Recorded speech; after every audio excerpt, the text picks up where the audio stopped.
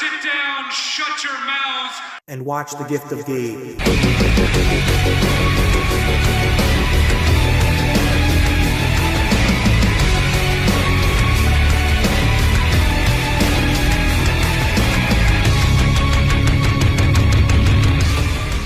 Yo, party peeps, what is up? It's your boy, the best Gabber in the biz. Another episode of Dynamite on the road to full gear is officially in the books. God dang it, another beloved star just got murdered. Freaking devastating, man. Compose yourself, man. You can do this. So, let's gab about it. First things first, a lot of great things happen on Dynamite tonight. Like, God, Shelton effing Benjamin again. What a killer match with Sammy Guevara. Dude, you just know, bro, it's gonna be special here. You're gonna see him like we should have been seeing him for a long damn time. We also got a really cool way to kick off the show with Jay White and Hangman Adam Page, with like them continuing to butt heads, and I can't wait for their next match. And then, God, that Kyle Fletcher promo, absolutely great. I cannot wait for when we run Fletcher versus Ospreay. That is going to be so good. But guys, let's talk a little business. Backstage, we guess who we saw once again? Ricochet trying to issue a challenge to Takeshita, saying, dude, I want that international championship. No one has been able to beat me. No one's been able to touch me since I got here in AEW. And even though you have gotten in my way, not once but twice, I will take that title off you. When, just talked about Shelton Benjamin's great match against Sammy. Afterwards, him and MVP decided to walk up to Ricochet and be like, yo, bro, I know we've been through some things in the past, but new company, new way of life. Take my card. Damn it, do you look good in that suit? Guys, come on. We know where this is going. Ricochet was the guy that MVP, Lashley, and Shelton wanted in the original Hurt Business. Not to say Cedric didn't do good. Did great. But Ricochet was the guy that they wanted. So when they came to here at AEW, Ricochet definitely is the one they want to be in it now. So I think what is going to end up happening, because Ricochet, I've said it before he even came to AEW, should be a heel. Let us see heel Ricochet and you'll be like, whoa. I think we got something here. I think we got something here.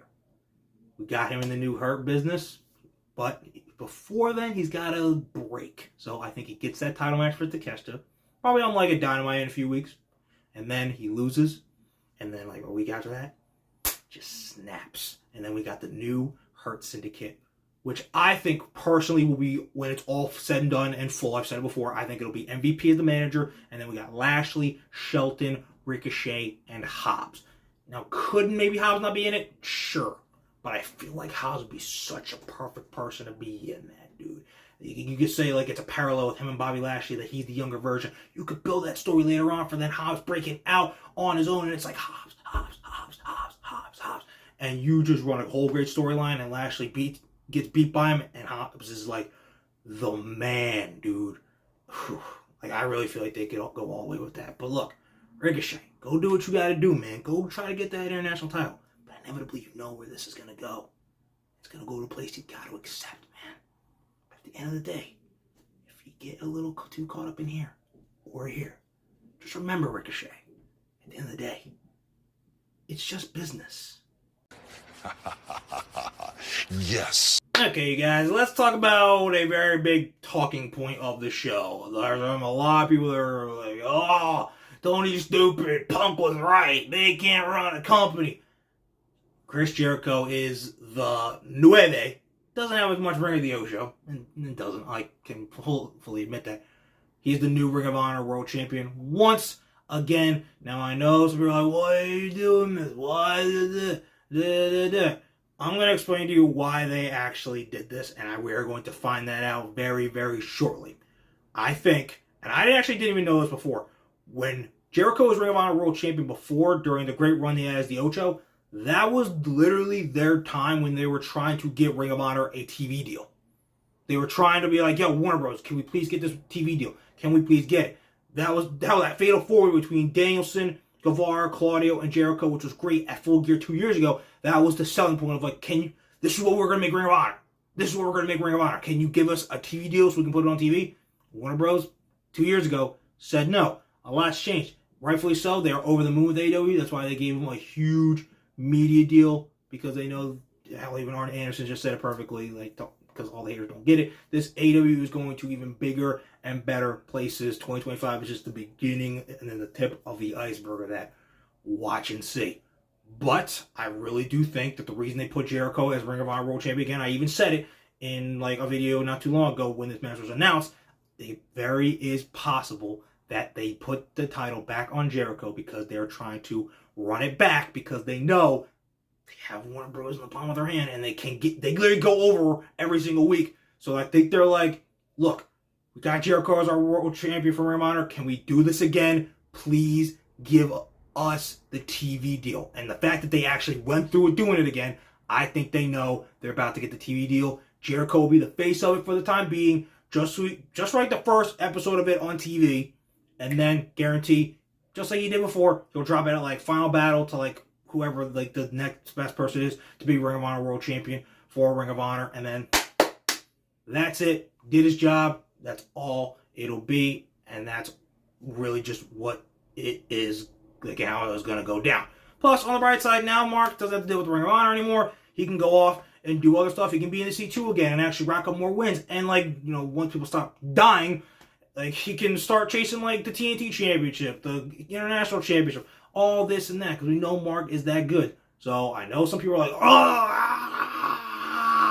about Jericho right now, but when the media deal gets announced for Ring of Honor and they get their TV deal, the light bulb's going to be like, I still don't like that he won, but I understand why they did it. And then when this is all over, it'll be literally post-Final Battle. We're going into 2025 and we're like, all right, that's the TV deal. They made Jericho the champion for it. At the end of the day, it worked. And that's really all that matters. Oh, no, the fuck you didn't.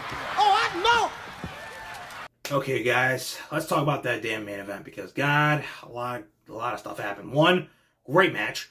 2, Private Party and Garcia won. 3, Private Party issued the challenge to the Young Bucks, a very familiar situation that the Bucks have been in before, which is why they accepted. Young Bucks, Private Party, one more time next week on Fright Night Dynamite. It's already super loaded, just got even more. But the stakes are even higher now, because, courtesy of Zay, if Private Party loses, they split up as a team for good.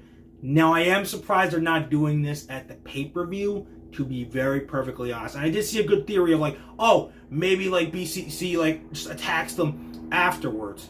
So actually, no, that would work, because they didn't lose the match. So they would win by disqualification. So they could run with that, and then Private Party gets another match with that stiff at Full Gear. Look, I think Private Party are going to win the tag titles. They're not going to split either of these two up. They're better together. I don't really think, as much as I love them, I don't think you can split them up and they'll both be okay. Just because I don't see them both as like single stars. Like I would say if they were WWE right now, like there are some groups that just belong more together. Like okay, perfect example. I love them as tag team. I would not split the Creed brothers up. I wouldn't, like really ever, because that's a tandem that like just works super well together. I mean, hell, look at Imperium. I mean, Ludwig is the star, but Vinci's kind of spiraling in the tank, unfortunately, even though he can go. So at the end of the day, I think Private Party is going to win, whether it's next week or if it's through shenanigans and BCC attack and just lay them like out, and then we get the match at Full Gear. But history will not repeat itself of SCU versus the Young Bucks back in 2021 when they lost their last ever tag match together because the Young Bucks beat them in a tag team title match. That's the normal part of what I have to say, ladies and gentlemen. The sad part is PCC freaking killed Chuck, man. Freaking killed Chuck. He's dead. Ugh. But I love what they did. Not just with Orange, but with Wheeler as well. Because Wheeler was all set, like, yeah, I'll break his ankle. I'm fine. That's my former amateur, but I'm going to break his ankle. Claude was like, no. We're going a step further. Wrap the chair around his neck, just like with Danielson and Wrestle Dream. And Yuta visibly was like, whoa, wait, no. Dude, no. And then right as Orange is like sliding in and he's make direct eye contact, wham! Stomps on the damn neck around the chair. And Wheeler and Orange are both just standing there for a moment, being like, oh my God. And then Wheeler immediately knows what happened, so he immediately dips. I love that they did that with him, because again, he is willing to do this, but he's not willing to go to certain lengths, and that is going to be a great story they overall tell. But with Orange, the look on his face, dude, he's snapped. He's lost all of his best friends, but that was his best friend of them all, and he just got taken out because he didn't step up. He wasn't even able to be there on time. He was 1 millisecond late. Because of that, he's going to step the F up. He's going to go at Jon Moxley. He's going to go for the AEW World Championship. He's going to lead this locker room until Darby gets back to try to take down BCC. And we are going to get Orange versus Mox at Full Gear. I think in a stipulation match, because Orange is going to want to kill Jon Moxley. We've seen where these two have gone before. I think that it's gone way, way, way more personal. So Orange, do what you gotta do, man. Do it for Chuck. Please, man. God dang it, man, they killed Chuck. But you will be avenged. You will be avenged. Okay, you guys, that is Dynamite. We are Dunsky. Put it in the rearview mirror, and we are done. Good episode. Next week is going to end up being even better. Like they set it up. This show is really a lot of, it had good stuff and got a good story going, but it was to really set up next week as well as Full Gear. I cannot wait for the show. It's going to be great. There will be no SmackDown vid this week. I am going to a wedding, so that will not be addressed on the Blue Brand. So, though, hopefully when I go to check on the replays, Jey Uso, Yeet, has decided to, join up with the Bloodline to beat the Team of Bloodline's ass, and is like, yo, we need my dog, the honorary Oos, to come back. Otherwise, I ain't doing it with y'all. And then this Monday's Raw, we get even closer to what is gonna be Crown Jewel, and our hype levels are all over the place for that. But Cody versus Gunther at the end of the day is gonna be great, as long as Goldberg doesn't get involved. Weird. But guys, I hope you enjoyed Dynamite tonight. Don't miss any of these shows that are coming up. Definitely don't miss what your boy, the best Gabber in the biz, has to say afterwards. And also, keep on liking, and most importantly, keep on subscribing. And also, remembering that when it comes to talking wrestling, who better to gab with than Gabe right here.